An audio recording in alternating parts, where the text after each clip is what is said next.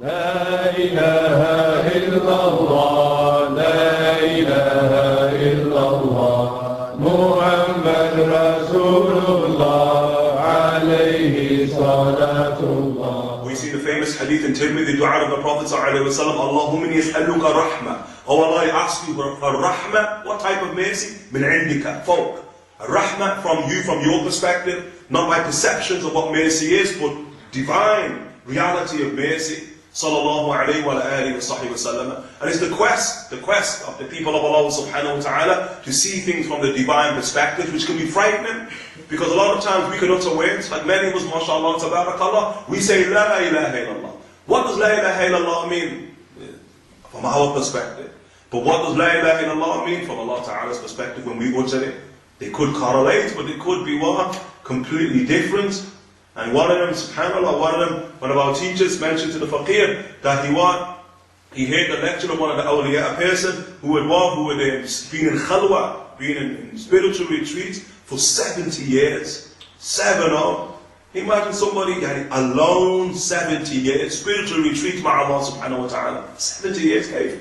And when we're shocked when we hear Imam al-Jazuli, rahimahullah ta'ala, sahib al-Dala' al-Khairat, the author of Dala' al-Khairat, was in Khalwa for 14 years, 1-4.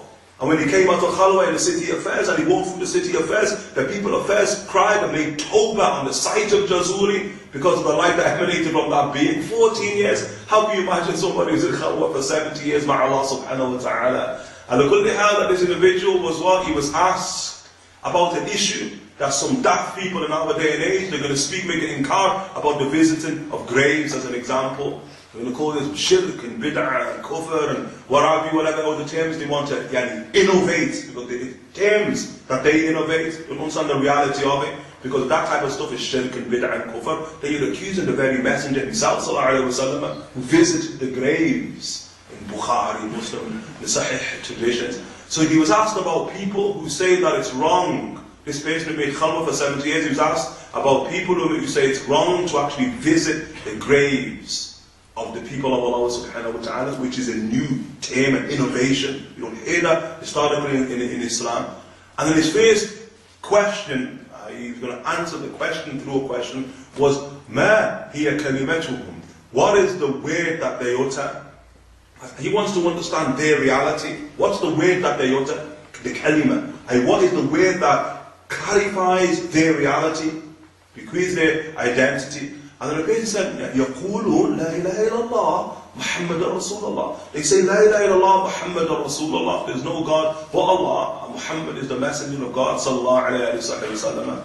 And then he said, and this is the profundity of the answer of wilayah, that he says, La. He said, that's not their word.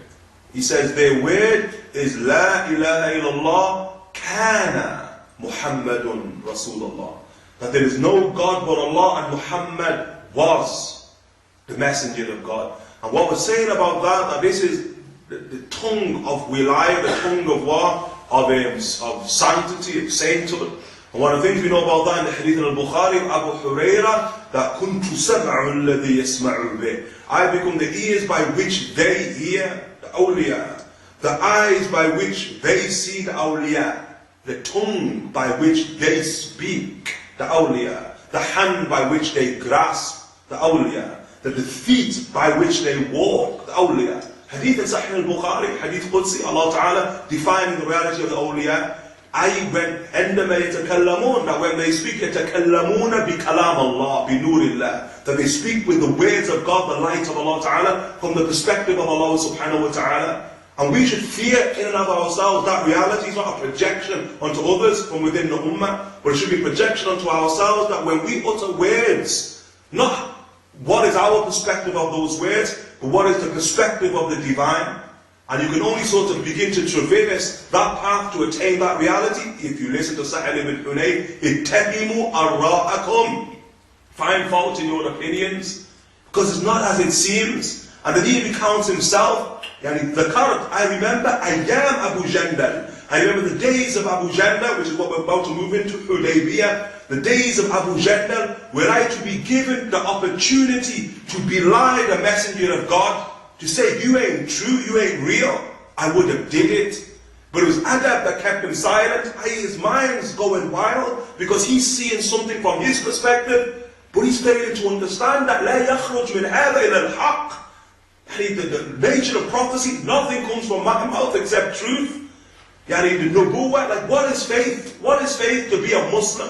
Faith is not just to believe, faith is two realities. Abu Hamid al-Ghazali, Fakhri al-Razi and others mentioned, it's not just a belief in the content of the Messenger of Allah, that what he says is true, but it's to believe he is true.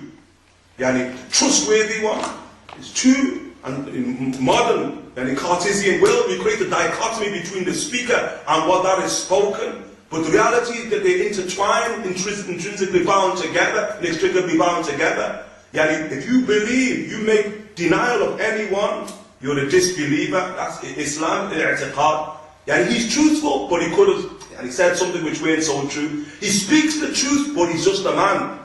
And he's not trustworthy in and of himself. And that's why in al-Bukhari and Muslim, that's why Imam Abdullah ibn Mas'ud, when he spoke about the Prophet ﷺ, who was sadiq, was masduq. Here's the two words. Sadiq al-masduq. Sadiq, his content is truthful. He only speaks the truth, but also masduq. What's masduq? He himself is trustworthy. Sallallahu alayhi wa alihi wa sahbihi wa sallam. So what's your business? What's your problem? Finding fault with the words of the Messenger. Sallallahu alayhi wa sallam. The adab of the Sahaba, what was their adab? Silence. That's one of the things they learned in Hadrat al-Nubuwah. They learned just to be silent. So it's the mind, there's a beauty in that.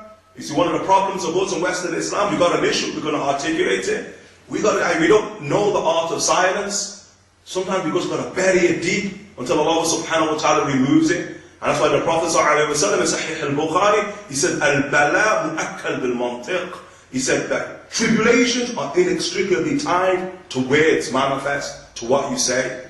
You want to stay with a lot of tribulations in your life, keep stum, be silent, even when you find something to be problematic, because it may just not be as it seems to be to you.